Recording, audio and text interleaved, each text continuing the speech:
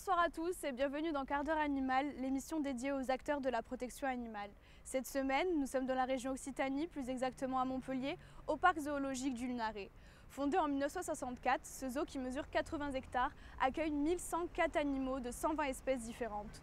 Pour assurer son bon fonctionnement, il existe 5 services différents, administratifs, techniques, sécuritaires, pédagogiques et animaliers. Nous avons eu la chance de rencontrer le directeur de ce parc, M. Luc Gomel, pour qu'il nous en dise plus. Allons voir ça de plus près. Avec près de 700 000 visiteurs par an, le parc est placé 3e au classement régional des zoos. À l'exception de la serre, les visites sont gratuites et permettent aux petits comme aux grands de passer des moments privilégiés au contact de la nature. Il y a à peu près 120 agents qui travaillent sur le site, ce qui est assez conséquent. Et on gère un budget à peu près de 1,5 million par an, 1 million en fonctionnement, 500 000 euros en investissement.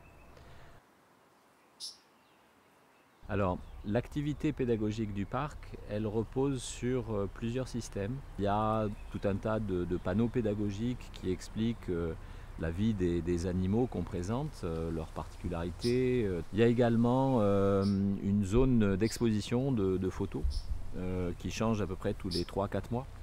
Et on a aussi donc des informations à l'intérieur de la serre amazonienne sur le fonctionnement de l'écosystème forêt amazonienne, sur les plantes aussi, qui sont réinstallées dans la serre et les animaux qu'on présente évidemment. Et puis il y a d'autres activités qui sont plus organisées spécifiquement pour des visites de coulisses, des visites guidées. Il y a également des ateliers pédagogiques pour les scolaires ou pour les centres aérés qui sont organisés par le service pédagogique.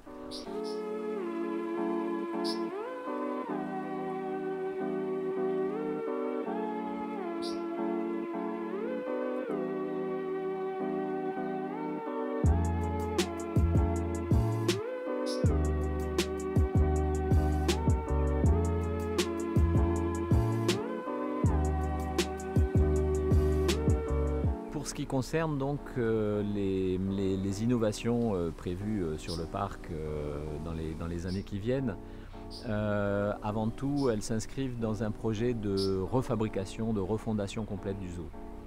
On va modifier des espaces, on va installer ce que mon camarade David appelle des méta-enclos, c'est-à-dire des grands enclos dans lesquels on va présenter les animaux, ce qu'on appelle en mixité, c'est-à-dire en mélangeant plusieurs espèces.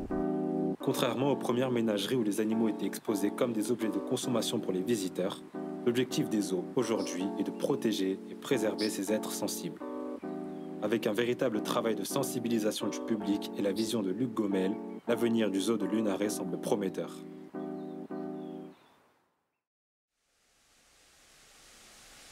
Au sein de la serre amazonienne, et tout comme dans l'intégralité du parc, les écosystèmes des animaux et végétaux seront recueillis car la priorité est le bien-être animal.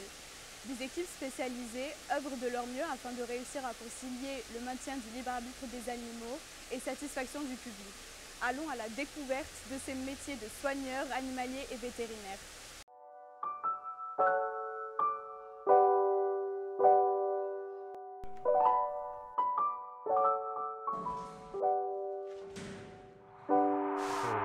Le soigneur, ce sont les yeux du vétérinaire. C'est lui qui est là tous les jours, au contact des animaux dont il s'occupe. C'est lui qui les voit évoluer depuis leur naissance, parfois jusqu'à leur mort. Là, on vient de recevoir une femelle corale, parce qu'on a un petit mâle, et elle vient dans notre parc zoologique. Donc le but pour l'instant, c'est de la mettre tranquillement dans son coin, voir si elle n'a pas de pathologie, si elle mange bien, si tout va bien pour elle. Elle va être là pendant quelques jours, et après, on va la présenter au mâle, et on va voir comment ça va se passer sur place.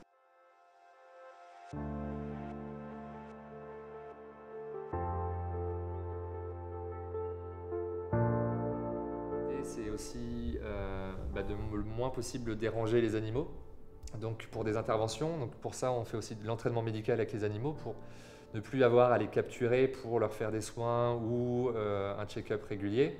On les habitue à venir au plus proche afin de pouvoir les observer sans les déranger. Donc en fait, c'est une habituation On ne va pas domestiquer les animaux du zoo, parce que là ce serait encore plus simple. Sur les domestiquer, ce serait d'autant plus simple de les gérer avec des humains à côté.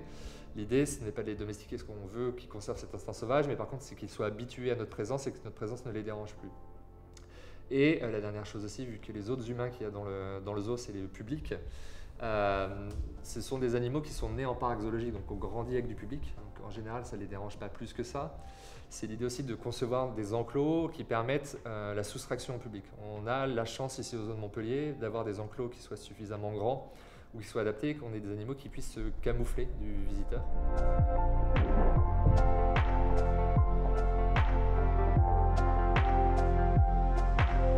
Le confort est le mot d'ordre au zoo du Lunaret. Bien que la majorité des animaux soient nés en captivité et donc habitués à la présence humaine, la conception des enclos leur permet de se cacher du public s'ils le souhaitent. Ainsi, on préserve leur libre arbitre et leur confort.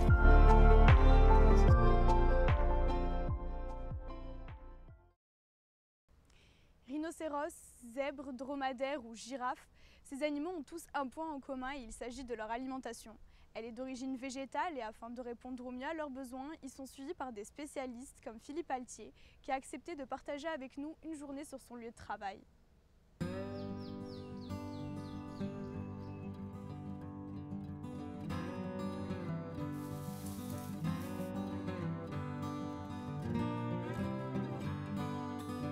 Je travaille dans cette structure au zoo du Lunaret depuis 20 ans.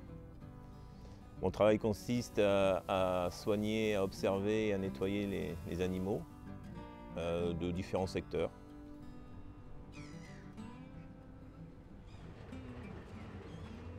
Mon rapport avec les animaux a vachement évolué par rapport à mes débuts. Au départ, j'étais vachement passionné d'animaux impressionnants comme les félins, les éléphants, les crocodiles, tout ça. Et finalement, en ayant la chance d'avoir travaillé avec beaucoup d'espèces, en plusieurs parcs, j'ai vu que finalement tous les animaux sont intéressants, donc, plus ou moins.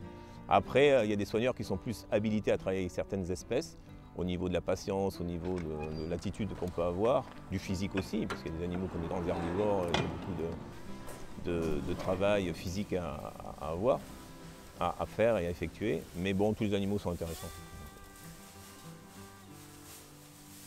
Pour protéger la nature, la nature est de plus en plus importante. Moi, je le vois au fil des années. Quand j'étais jeune, c'était important, mais là, c'est encore pire parce qu'en fait, en très peu d'années, ça s'est vachement détérioré. Parce qu'on a maintenant la vision à beaucoup plus long terme qu'avant. Et l'homme voyage beaucoup plus en général. Et on voit l'étendue des dégâts qu'on a fait au fil des années. Et malheureusement, dans les 30, 40 dernières années, on a fait énormément de dégâts. Donc là, les générations, on leur laisse vraiment une terre qui n'est pas terrible. Maintenant, eux, ils ont un rôle hyper important. C'est pas encore, pour moi, foutu. Je pense que si tout le monde joue le jeu, les anciens et les jeunes, mais ça va être compliqué. Si on est carré, on peut encore sauver le truc. Donc il faut être toujours optimiste. Tant qu'il y a de la vie, il y a de l'espoir.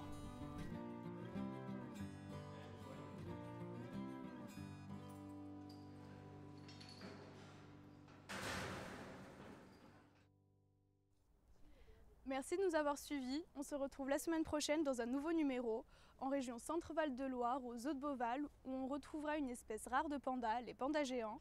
À suivre, la météo, suivie de votre film d'animation Comme des bêtes. Et n'oubliez pas, nous sommes tous acteurs de la protection animale.